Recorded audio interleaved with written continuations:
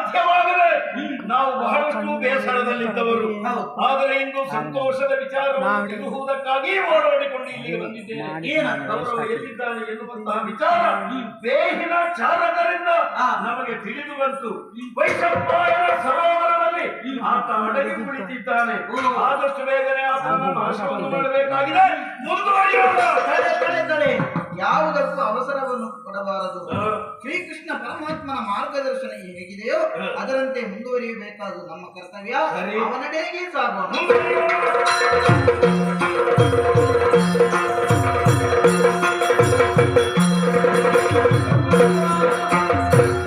ನನ್ನನ್ನು ಹುಡುಕಿಕೊಂಡು ಬರುವಷ್ಟು ಹೊತ್ತಿಲ್ಲ. ಯಾಕೆ ಹೊರಟಿದ್ದೀವಿ? ಸ್ವಾಮಿ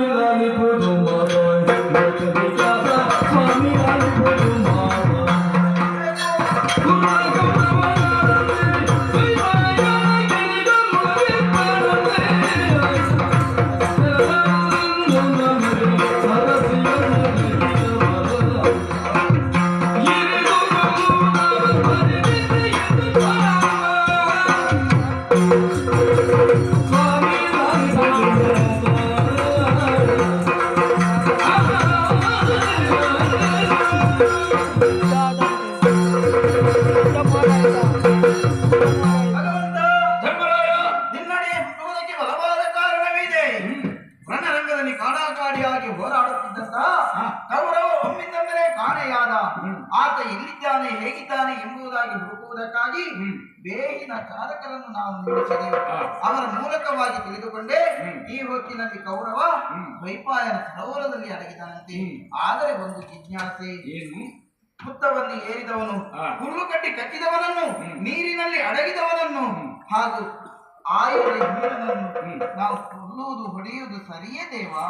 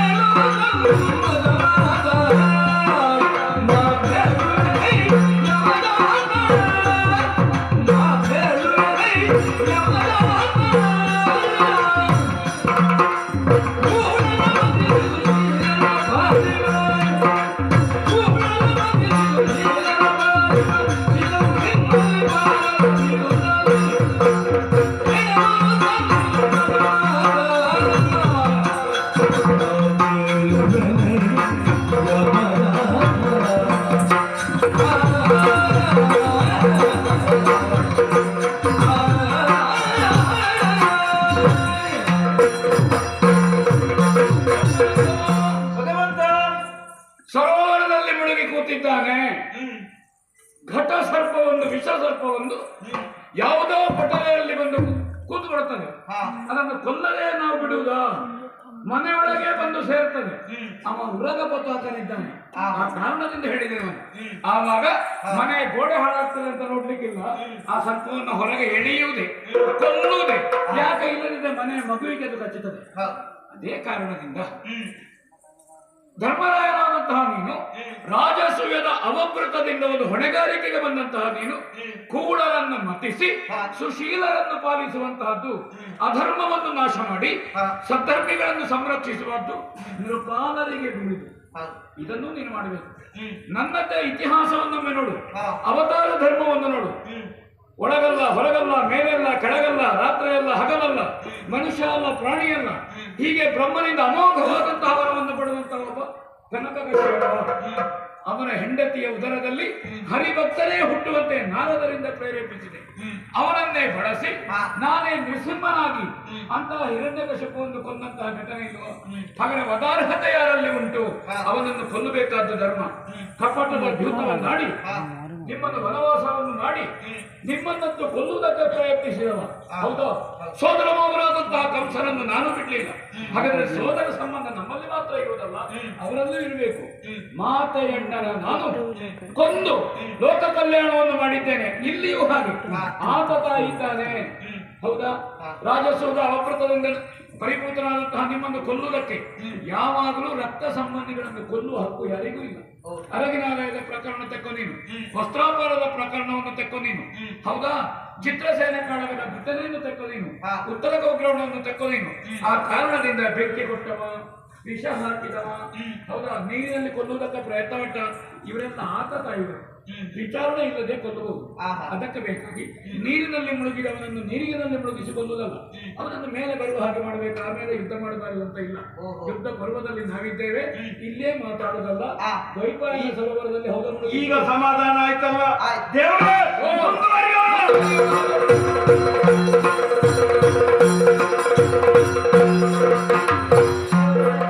ನಾವು ಬರುವಾಗ ಸ್ವಲ್ಪ ತಡವಾಗಿ ಹೋಯಿತು. ಅವನು ಮೊದಲೇ ಎದ್ದು ಹೋಗಿದ್ದಾನೆ. ನೋಡಿದ್ದೆ ಹೆಜ್ಜೆ. ತುಂಬ ಸತ್ಯವನ್ನು ಅನುಭವ ಧರ್ಮನೇ. ಪ್ರಪಂಚದಲ್ಲಿ ತುಂಬಾ ಒಳ್ಳೆಯವನಾದ್ರೆ ಬಾಕಿದವರಿಗೆ ತೊಂದರೆ ಇಲ್ಲ, ಒಳ್ಳೆಯವನಾದವನಿಗೆ ತೊಂದರೆ ಆಗುತ್ತಾ? ಹೌದು. ಅವ ನೀರಿಗೆ ಮುಳುಗಿದ ಹೆಜ್ಜೆ ಕಂಡಿದೆ ನಿನಗೆ? ಅದೇ ಇಲ್ಲ. ಹೌದಾ? ಹಾಗಾದ ಕಾರಣ ಮಾರ್ಜಾದ ಹೆಜ್ಜೆ ಉಳ್ಳವ ನಡ್ಕೊಂಡು ಹೋಗುವಾಗ, ಹೌದಾ, ಹಿಮ್ಮಡಿ ಬಲವಾಗಿದ್ರೆ ಹಿಂದೆ ಹೋಗಿದ್ದಾನೆ ಅಂತ ಅರ್ಥ. ಮುಮ್ಮಡಿ ಬಲವಾಗಿದ್ರೆ ಮುಂದೆ ಹೋಗಿದ್ದಾನೆ ಅಂತ ಅರ್ಥ. ಹೌದಾ? ಹಿಮ್ಮಡಿ ಬಲವಾಗಿ ಉಂಟು, ಹಿಂದೆ ಹೋಗಿದ್ದಾನೆ ಅಂತ ಅರ್ಥ. ಹಾಗಾದ್ರೆ ಅವ ಚಾಪೆ ಅಡಿಯಲ್ಲಿ ಹೋಗುವ, ನಾನು ರಂಗವಲ್ಲಿ ಅಡಿಯಲ್ಲಿ ಚೂರು. ಆ ಕಾರಣದಿಂದ ಅವ ದ್ವೈಪಾಯನದಲ್ಲಿ ಮುಳುಗಿದ್ದಾನೆ ಅಂತ ಹೇಳುವುದಕ್ಕೆ ಬೇರೆ ಸಾಕ್ಷಿಯೇ ಹೌದು. ಹೌದು. ಆದ್ರೆ ಇನ್ನು ಏನು ಮಾಡುದು ಈಗ? ನೀನೊಂದು ಕರೆದ್ರೆ ಬಂದಾನೆ. ಯಾಕಂದ್ರೆ ಸಿಂಹಾಸನದ ಸಮಸ್ಯೆ ಇರೋದು ನಿಮ್ಮೊಳಗೆ. ಈ ಪಕ್ಷದ ನಾಯಕ ನೀನು, ಆ ಪಕ್ಷದ ನಾಯಕ ನೀನು. ಹಾಗಾದ್ರೆ ನಾಯಕರು ಮಾತಾಡಿದ್ರೆ ಹೇಗೆ? ಹೌದು. ನೀನೇ ಕರಿ. ಹೇಳು ಕೌರವ ಪುತ್ರ ಮಿತ್ರ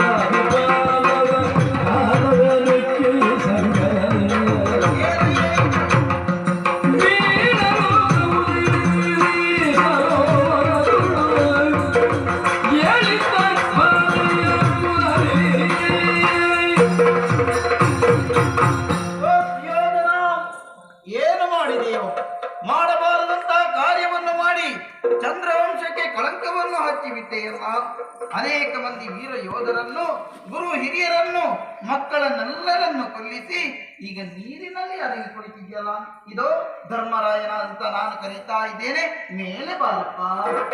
ನಿದ್ರೆಗೆ ಜಾರಿದ್ರು ಹೇಗೆ ನಿನ್ನ ಧಾರ್ಮಿಕ ಉಪನ್ಯಾಸದಿಂದ? ಅದನ್ನು ಮಾತಾಡಿದ್ದು ಚೆನ್ನಾಗಿದೆ, ಒಳ್ಳೆದಾಗಿದೆ. ಹೇಳಿದ ಕ್ಷಣ ಒಂದು ಕಪ್ಪೆ ನೀರಿಗೆ ಹಾರಿದೆ. ಹೌದು.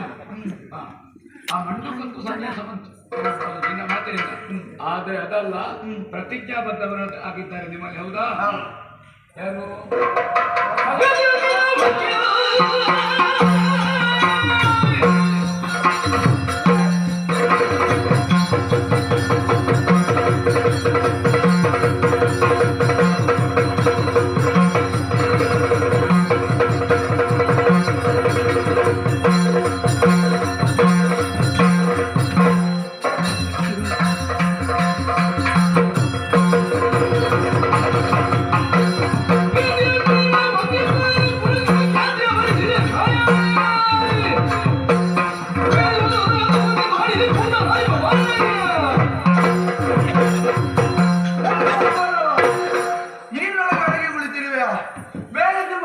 ಇದು ಪಾಠ ಕಲಿಯುತ್ತಿದ್ದಾರೆ.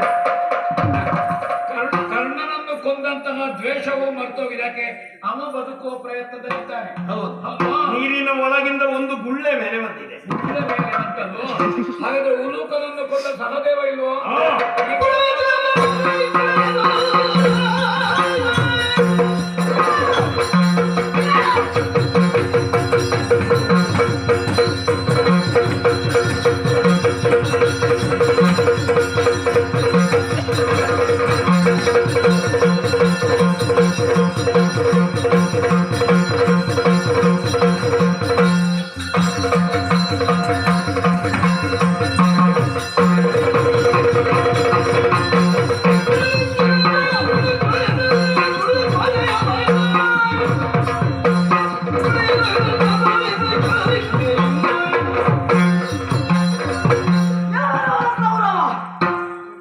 ಜೀವನಾಶೆಯಿಂದ ನೀರಿನೊಳಗೆ ಅಡಿಗೆ ಕುಳಿತಿದ್ದೀರಲ್ಲ, ಇದು ಸಹದೇವ ಕರೆಯುತ್ತಿದ್ದೇನೆ.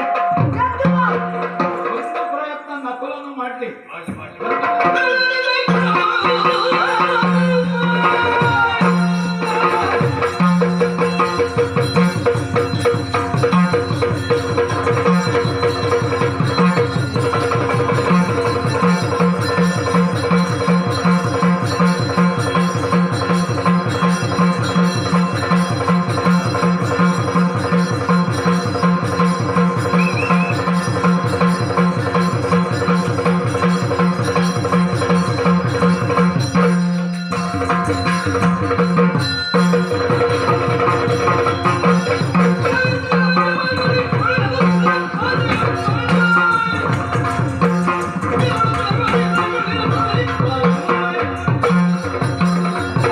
ಸುಯೋಧನನೇ, ಮಣ್ಣಿನ ಮೇಲೆ ಇದ್ದರೆ ಈ ದ್ವೈಪಾಯನ ಸರೋವರದಲ್ಲಿ ಮುಳುಗಿ ಕುಳಿತಿದ್ದೀಯಲ್ಲ. ಇದು ನಿನಗೆ ಇದು ಭೂಷಣವಲ್ಲ. ಪ್ರಜೆಗಳು ಕರೆಯುತ್ತಾ ಇದ್ದಾರೆ, ಮೇಲಕ್ಕೆ ಬರಲಿಲ್ಲ. ಭೀಮಸೇನ ಅಯುಧ್ಯಮಾನ ಸಂಗ್ರಾಮೇನ ನಷ್ಟ ಶಸ್ತ್ರೋಮೇಕತ. ಹಾಗಾದ್ರೆ ನಾನು ಯುದ್ಧ ಮಾಡುವುದಿಲ್ಲ ಅಂತ ಹೇಳಿ ಆಗಿದೆ. ಮಾತ್ರ ಅಲ್ಲ, ಪ್ರತಿಜ್ಞಾಬದ್ಧನಾದವ ನೀನು. ಅವನ 99 ಮಂದಿ ಸೋದರರನ್ನು ಕೊಂದ ನೀನು. ನೀನಲ್ಲದೆ ಅನ್ಯತ ಯಾರು ಕರೆದು ಬರುವವನಲ್ಲ, ನೀನೇ ಅದಕ್ಕೆ ಸಾಧ್ಯ. ಬಿಸಿಯಾಗದೆ ಬೆಣ್ಣೆ ಕರಗದು. ಇವನ ರೋಗಕ್ಕೆ ಔಷಧ ಯಾರು ಕೊಡಬೇಕು? ನೀನೇ. ನಾನೇ.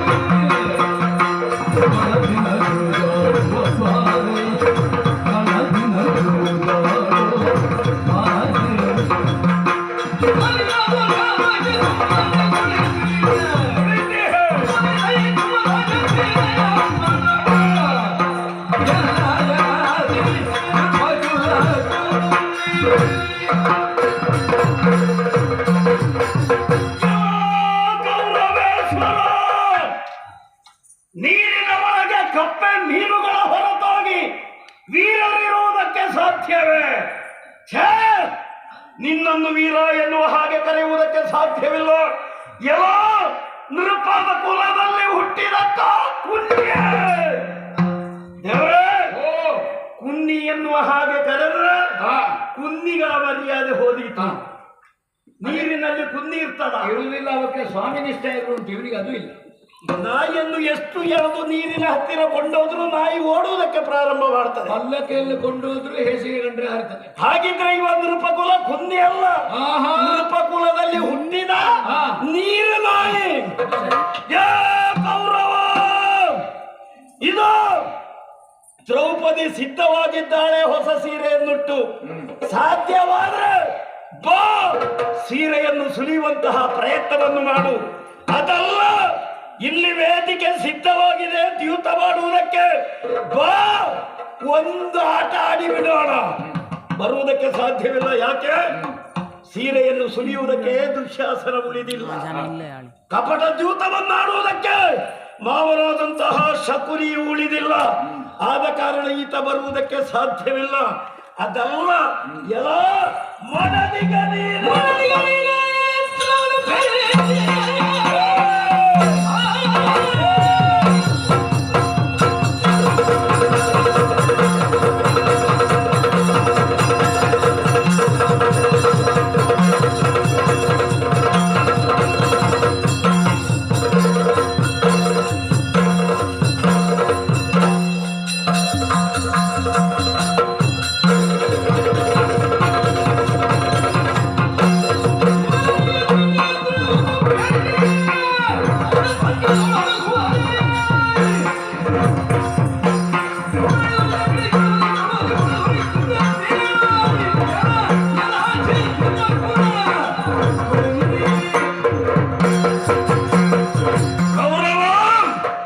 ಈ ರೀತಿಯಾಗಿ ಜಲದಲ್ಲಿ ಅಡಗುವುದಕ್ಕೆ ಬರುವ ಸಂದರ್ಭದಲ್ಲಿ ನಿನ್ನ ಮಡದಿಯಾದಂತಹ ಭಾನುಮತಿಯಲ್ಲಿ ನೀನೇನು ಹೇಳಿದೆ? ನಾನು ಹೋಗಿ ಜಲದಲ್ಲಿ ಮುಳುಗುತ್ತೇನೆ, ಮತ್ತೆ ನೀನು ಅಲ್ಲಿಗೆ ಬಾ, ನಾವು ನೀರಿನ ಒಳಗೆ ಸಂಸಾರ ಮಾಡಿಬಿಡೋಣ ಎನ್ನುವ ಹಾಗೆ ಹೇಳಿದ್ದೀಯರ ಮೂಢ. ಯಾವ ಕಾರಣಕ್ಕೂ ನಿನ್ನನ್ನು ಬಿಡುವವ ಈ ಭೀಮಸೇನಲ್ಲ. ಹಿಡಿದ ಗದೆಯಿಂದ ಆ ಜಲವನ್ನು ಅಪ್ಪಳಿಸಲು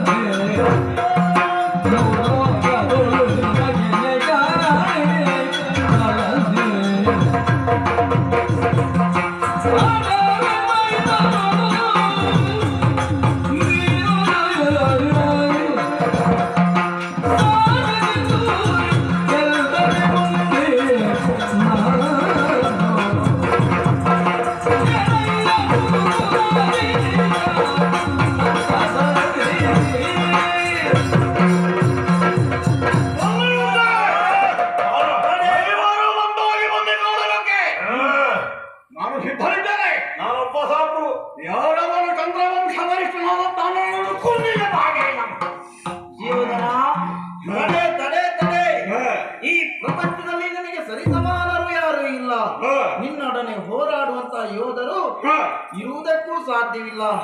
ಆದರೆ ಒಂದು ಈ ಹೊತ್ತಿನಲ್ಲಿ ನೀನು ಓರ್ವನೇ ಇದ್ದಿ, ನಾವು 5 ಇದ್ದೇವೆ. 5 ನಿನ್ನೊಡನೆ ಹೋರಾಟಕ್ಕೆ ನಾವು ಮುಂದಾದೇವೆ ಅಂತಾದ್ರೆ ಅದು ಹಲ್ಲೆ ಎಂಬುದಾಗಿ ಆಗ್ತದೆ. ಯುದ್ಧ ಮಾಡುವುದಲ್ವೇ? ಖಂಡಿತವಾಗಿ ಹಾಗಾಗಕೂಡದು. ಆದ ಕಾರಣ ನಾವು 5ರಲ್ಲಿ ಓರ್ವನನ್ನು ನೀನು ಸೂಚಿಸು, ನಿನ್ನೊಡನೆ ಹೋರಾಟ ಮಾಡ್ತೇವೆ. ಖಂಡಿತವಾಗಿ ನೀನು ಯಾವುದನ್ನು ಅಪೇಕ್ಷಿಸ್ತೀಯೋ, ರಾಜ್ಯ ತಾನೇ, ಅಧಿಕಾರ ತಾನೇ, ಅದನ್ನು ನಿನಗೆ ನಾನು ಒಪ್ಪಿಸ್ತೇನೆ. ನಾನೀಗ 5ರಲ್ಲಿ ಉಳಿದವರ ವಿಷಯ ಬಿಡುವ, ನಿನ್ನನ್ನು ಮಾಡಿಸ್ತೇನೆ. ನಾನಾದೀತ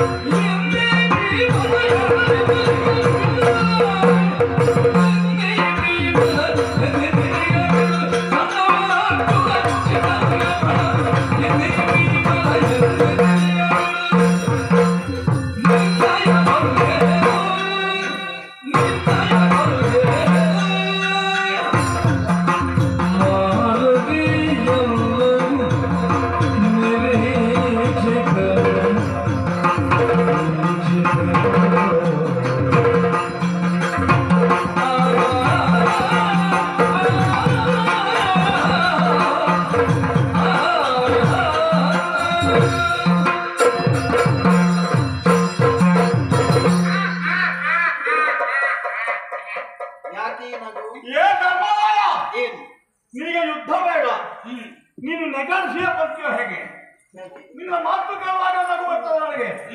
ಐವರಲ್ಲಿ ಒಬ್ಬರನ್ನು ಆರಿಸಿದಂತಾದ್ರೆ, ಅವನಲ್ಲಿ ಕಾಳಗ ಮಾಡಿ ಅವರನ್ನು ಸೋಲಿಸಿದಂತಾದ್ರೆ ನಿನಗೆ ಜಯ ಸಿದ್ಧ ಅಂತ ಹೇಳಿದೆಯಲ್ಲ. ಯುದ್ಧ ಪೂರ್ವದಲ್ಲಿ ನಿರ್ಣಯ ಹಾಗೆ ಕೌರವರಲ್ಲಿ ಒಬ್ಬ ಉಳಿದರೆ, ಪಾಂಡವರಲ್ಲಿ ಒಬ್ಬ ಅಳಿದರೆ ಕೌರವರಿಗೆ ರಾಜ್ಯ. ನೀನು ಆ ಮಾತಿಗೆ ಮತ್ತೊಮ್ಮೆ ಒತ್ತು ಕೊಟ್ಟ ಹಾಗಾಯ್ತು. ಐವರ ವಿಷಯದಿಂದ ನಿನ್ನನ್ನು ಆರಿಸಿದಂತಾದ್ರೆ ಯುದ್ಧ ಮಾಡ್ತೀಯ. ನಾನು ಯುದ್ಧ ಮಾಡ್ತೀನಿ. ಯುದ್ಧ ಯುಧಿಷ್ಠಿರ ಎಂಬಂತಹ ಹೆಸರನ್ನು ಹೊಂದಿದವರು ನೀನು. ಯುದ್ಧದಲ್ಲಿ ಸ್ಥಿರನಾಗಿ ಉಳಿಯತಕ್ಕದ್ದು ಎಂಬ ಅರ್ಥದಿಂದ ನೀನು ಯುದ್ಧ ಮಾಡಿ ಗೆಲ್ಲದ ಕಥೆ ಹೇಳುಂಟ. ರಣರಂಗಕ್ಕೆ ಹೋಗುತ್ತಿ, ಅಲ್ಲಿ ಪೆಟ್ಟು ತಿನ್ನುತ್ತಿ, ಶಿಬಿರಕ್ಕೆ ಬಂದು ಕಣ್ಣೀರು ಸುರಿಸುತ್ತಿ. ನೀನು ಆರೋಪಿಸುವುದು ಸಹೋದರರನ್ನು. ನಿನ್ನಂಥವರಿದ್ದು ನನಗೆ ಹೀಗಾಯಿತು, ನಿನ್ನಂಥವರಿದ್ದು ಹೀಗಾಯ್ತು ಕಣ್ಣೀರು ಸುರಿಸುವುದು. ಮತ್ತೆ ಯಾಕೆ ನೀನೊಬ್ಬ ಭವಿಷ್ಯತ್ತಿನ ಚಕ್ರವರ್ತಿಯ ಭಾಗದಲ್ಲಿ ಕಾಲಕ್ಕೆಲ್ಲ ಪ್ರಚಾರ ಮಾಡಿದ್ದಾರೆ. ನೀನು ಹೋರಾಟ ಮಾಡಲಿಕ್ಕಿಲ್ಲ. ಆದರೆ ಯುದ್ಧ ಎಂದ್ರೆ ರಣರಂಗದಲ್ಲಿ ಕೈದೋನ್ನು ಧರಿಸಿ ಯುದ್ಧವಲ್ಲ, ಜೀವನವೆಂಬ ಸಮರದಲ್ಲಿ ಸಮಚಿತ್ತನಾಗಿ ವ್ಯವಹರಿಸುವ ಅಂತ ಹೇಳು. ನಿನ್ನ ಚಿತ್ತವು ಹಾಗೆ ಒಮ್ಮೆ ಕೇಳುತ್ತದೆ. ಆದ ಕಾರಣ ನಿನ್ನೆ ಬಲು ಹೇಳು. ಆ ಕಂಕ ಸನ್ಯಾಸಿಯಾಗಿ ವಿರಾಟನ ಮನೆಯಲ್ಲಿ ಜ್ಯೋತಿಷ ಹೇಳಲಿಕ್ಕೆ ಆದಿತ್ಯ ವಿನಃ, ಪೂಜೆಗೆ ಒಳ್ಳೆ ದಿವಸ ಯಾವುದು ಹೇಳಲಿಕ್ಕೆ ಆದಿತ್ಯ ವಿನಃ, ನೀನು ಯುದ್ಧಕ್ಕಲ್ಲ.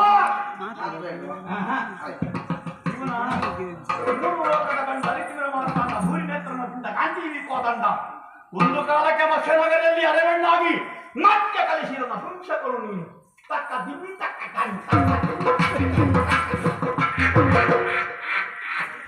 ಒಂದು ವರ್ಷದವರೆಗೆ ಹೆಣ್ಣು ಅಲ್ಲ ಗಂಡು ಅಲ್ಲ ಎಂಬಂತಹ ಜಾತ್ಯವು. ಹಾಗಾಗಿ ಅರೆವೆಣ್ಣಾಗಿ ಕಾಲ ಕಳೆದಂತಹ ನೀರಲ್ಲಿ ಕಾಳಗ ಮಾಡುವುದಿಲ್ಲ ನಾವು. ಯಾಕೆ? ನಮಗೆ ನಮ್ಮ ಅಜ್ಜನ ಆದರ್ಶ ಭೀಷ್ಮಾಚಾರ್ಯರು ಅವರೇನು ಹೇಳಿದ್ದಾರೆ, ಒಂದು ಅರೆವೆಣ್ಣಾಗಿದ್ದವರಲ್ಲಿ, ಒಮ್ಮೆ ಹೆಣ್ಣಾಗಿ ಮತ್ತೆ ಗಂಡಾದವನಲ್ಲಿ, ಹೆಣ್ಣಿನ ಹೆಸರನ್ನು ಹೊಂದಿದವರಲ್ಲಿ ನನ್ನ ಕಾಳವಾಗಿಲ್ಲ. ಶಸ್ತ್ರಸನ್ಯಾಸ ಅಂತ ಅವರದ್ದು ಧ್ಯೇಯ. ಆ ಅಜ್ಜನ ಮೊಮ್ಮಗನಾಗಿ ನಾನು ಅಷ್ಟೇ. ಒಂದು ಕಾಲಕ್ಕೆ ಅರೆವೆಣ್ಣಾಗಿದ್ದಂತಹ ನನ್ನ ಕಾಳಗ ಇಲ್ಲ. ನಕುಲಸಹದೇವನ ತಂತ್ರಿಪಾದ ಮತ್ತೊಬ್ಬ ದಾಮಗ್ರಂಥಿ. ವಿರಾಟನ ಮನೆಯಲ್ಲಿ ಒಬ್ಬ ಕುದುರೆ ಲದ್ದಿ ಬಾಚಿದವ, ಒಬ್ಬ ಸಗಣಿ ಬಾಚಿದವ. ದಾಮಗ್ರಂಥಿ ತಂತ್ರಿಪಾದ ತಂತ್ರಿಗಳ ಹೆಸರಲ್ಲಿ ಇಟ್ಟುಕೊಂಡು ಬೇಡದ್ದು ಮಾಡಿ ಸಗಣಿ ಬಾಚಿದವ. ಏಕರಥಾರೂಢರಾದರೆ ನಮ್ಮನ್ನು ಗೆಲ್ಲುವಂತಹ ಸಮರ್ಥರು ಲೋಕದಲ್ಲಿ ಯಾರು ಇರುವಂತೆ. ಹಾಗೆಂದು ಏಕರಥಾರೂಢರ ಯುದ್ಧ ಮಾಡಬಹುದಿತ್ತಲ್ಲ, ಯಾಕೆ ಮಾಡಲಿಲ್ಲ? ಆದ್ರಿಂದ ನಾನು ತೀರ್ಮಾನಿಸಿದಿಷ್ಟೇ, ಸುಮ್ಮನೆ ಪ್ರಚಾರಕ್ಕಿರುವಂಥದ್ದಷ್ಟೇ. ಚಿನ್ನರು ಯಮಳರು, ಅವನು ಸಣ್ಣವನು, ನೀನು ಸಲ್ಲ. ಯಾರು ಇಲ್ಲಂತವೇ ಹೆಸರು ಮಾಡಬೇಡ. ನಿನ್ನಿ ಭೀಮನ ಎನ್ನಿದಿರಿಗೆ ಬೇಡ. ಯಾಕೆಂತ ಹೇಳಿಯಾ? ಇವನು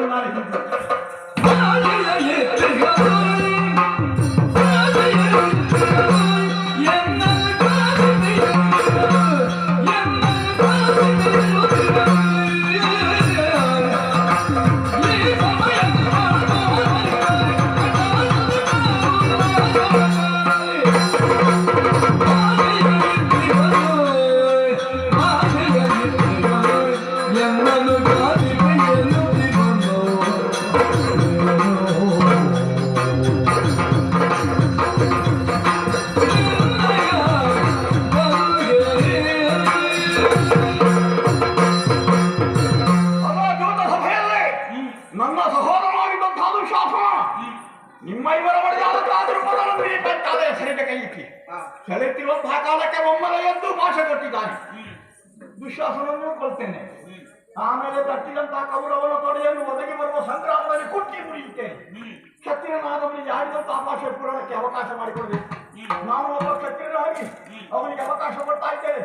ಭಾಷಾ ಪೂರ್ಣಕ್ಕೆ ಮನವಿದ್ದರೆ ಕೊಟ್ಟಿದ್ದೇನೆ ಅವಕಾಶ.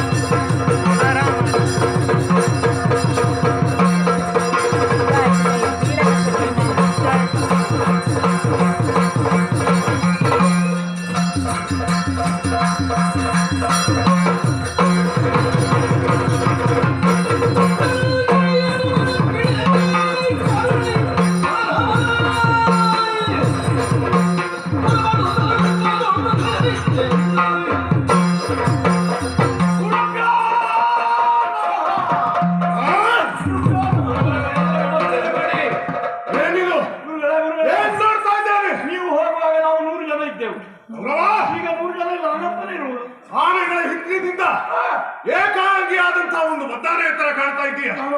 ನಿನ್ನ ತಮ್ಮೆದುರಲ್ಲಿ ಹೋದ್ರು, ಎಲ್ಲ ಹೋದ್ರೆ ಯುದ್ಧದಲ್ಲಿ ಹಾಗಾದ್ರೆ ಪ್ರತಿಪಕ್ಷದ 5 ಇದ್ದಾರೆ, 5 ಇದ್ದಾರೆ. ಎಲ್ಲ ಇವನ ಕಾರಸ್ಥಾನ.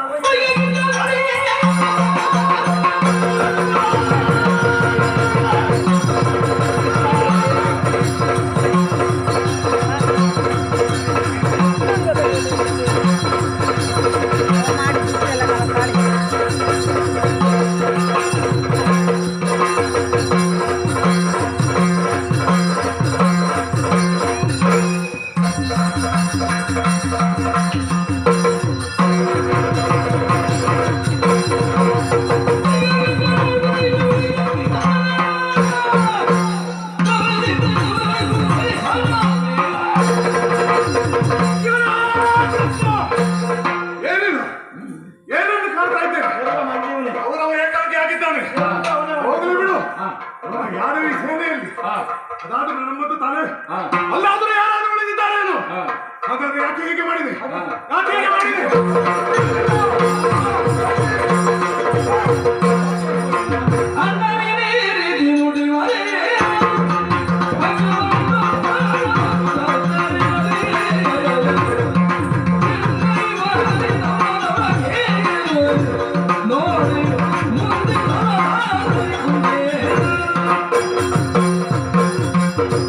ಅಣ್ಣ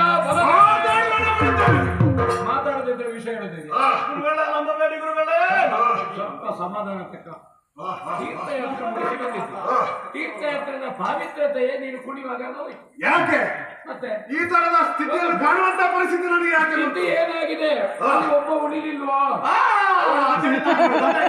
ಈ ಧರ್ಮರಾಯನಿಗೆ ಸಾಯ್ಬಹುದಾಗಿತ್ತಲ್ಲ, ಅಥವಾ ಇಲ್ಲಿ 10 ಉಳಿದವರಿದ್ದಾರೆ, ಅವರು ಒಬ್ಬರು ಯಾಕೆ ಸಾಯಲಿಲ್ಲ? ಇಲ್ಲಿ 99 ಮಂದಿ ಅವರವರು ಸತ್ತು ಹೋಗಿದ್ದಾರೆ. ಹಾಗಾದ್ರೆ ಇದು ನ್ಯಾಯವೇನು? ಆಗ ನೀ ಕೇಳಿದ್ದನ್ನೇ ಪುನಃ ಕೇಳುದಲ್ವಾ? ಹೌದು. ಇನ್ನೊಂದ್ಸಲ ಕೇಳಿದ್ರೆ ಅದನ್ನೇ ಕೇಳುದಲ್ವಾ? ನನಗೆ ಅರ್ಥ ಆಗ್ಲಿಲ್ಲ, ಅದಕ್ಕೆ ಸರಿಯಾದ ಉತ್ತರ ಕೊಡ್ತಾ ಇಲ್ಲ ನೀನು. ಅದಕ್ಕೆ ಅದು ನನಗೆ ಮಾತಾಡ್ಲಿಕ್ಕೆ ಬಿಡದಿದ್ರೆ ಸರಿ, ಮಾತಾಡು. ಗುರುಗಳೇ, ಬೇಗ ಮುಗಿಸಬೇಕು ಗೌರವವನ್ನು. ಯುದ್ಧ ಮಾತಾಡಬೇಕು ಅಂತ ಉಂಟ, ವಿಷಯ ಮಾತಾಡಬೇಕು ಅಂತ ಉಂಟ. ನೀನು ಹೇಗೆ ಮಾಡ್ತೀಯ?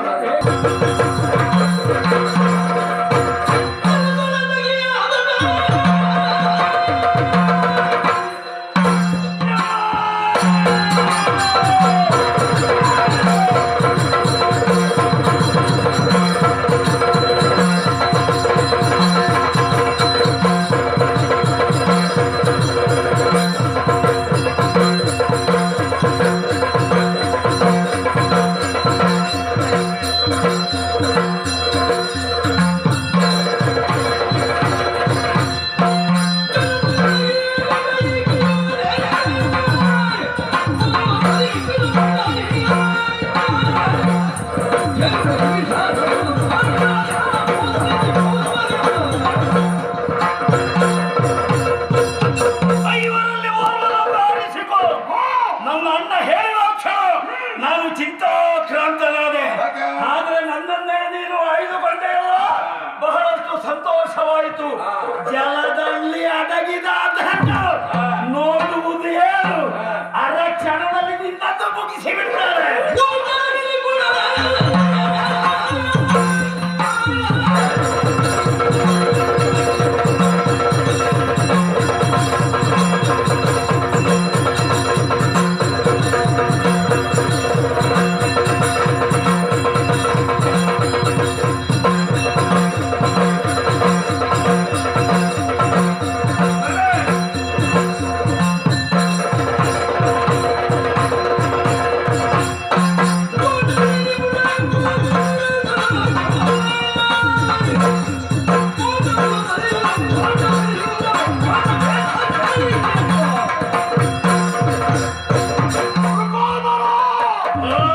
ಊಟದಲ್ಲಿ ನಿಪುಣನೆಂಬುದನ್ನು ನಾನು ಬಲ್ಲೆ. ಹಾಗೆಂದು ಪರಾಕ್ರಮಿ ಅಲ್ಲ ಎಂಬಂತಹ ತೀರ್ಮಾನವೇನುವಲ್ಲ. ಬಕ ಕಿಮ್ಮೀರ ಜಟಾಸುರ ಎಂಬಂತಹ ಪರಾಕ್ರಮಿಗಳನ್ನು ಕೊಲ್ಲುವುದರ ಮೂಲಕವಾಗಿ ನಿನ್ನ ಪರಾಕ್ರಮದ ತೋಟವನ್ನು ಹುಲ್ಲುಹಾಕಿ ಬೆಳೆಸಿರುವೆ. ಇವತ್ತಿನ ದಿನದಲ್ಲಿ ನೀನು ಬೆಳೆಸಿದಂತಹ ಪರಾಕ್ರಮದ ತೋಟವನ್ನು ಕಡಿ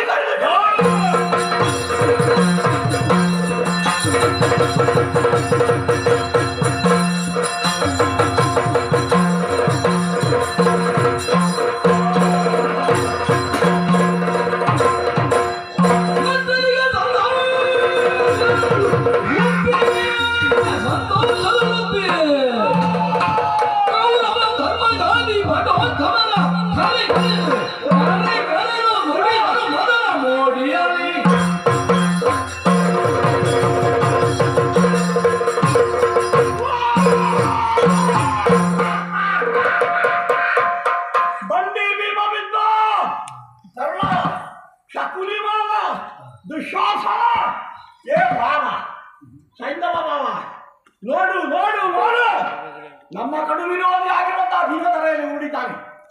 ನಾನು ಕರೆದವರು ಎಲ್ಲಿಂದ ಬರಬೇಕು? ಸುಯೋಧನ ವಿರೋಧಿತವಾದಂತಹ ಯುದ್ಧವನ್ನು ಪ್ರಯೋಗಿಸಿ ಎಲ್ಲರೂ ನಕ್ಷತ್ರ ಮಂಡಲವನ್ನು ಸೇರಿದ್ದಾರೆ. ಅಲ್ಲಿಂದಲೇ ನೋಡಿ ಆನಂದವನ್ನು ಹೊಂದಲೇ. ಆದರೆ ಅದೆಲ್ಲ ಬೇಕಾದ ಮುಖ್ಯವಾಗಿ ನೋಡಲೇಬೇಕಾದ ಒಬ್ಬ ಇದ್ದಾನಲ್ಲ, ಸ್ವಾಮಿ ಸಾಮ್ರಾಟ.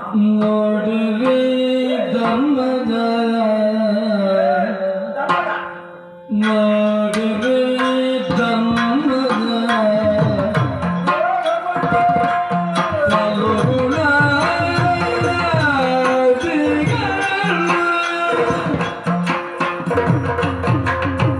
ನೋಡುವೆ ಧರ್ಮದ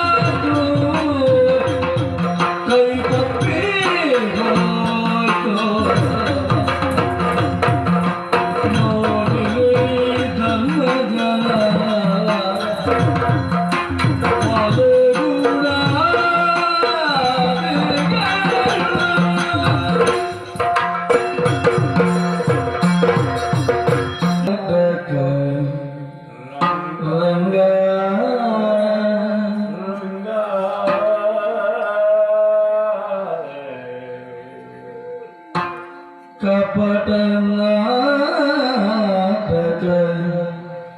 ರಂಗ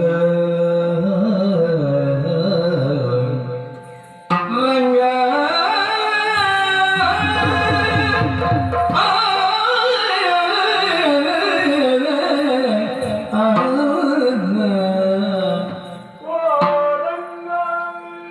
ಕಪಟ ನಾಟಕ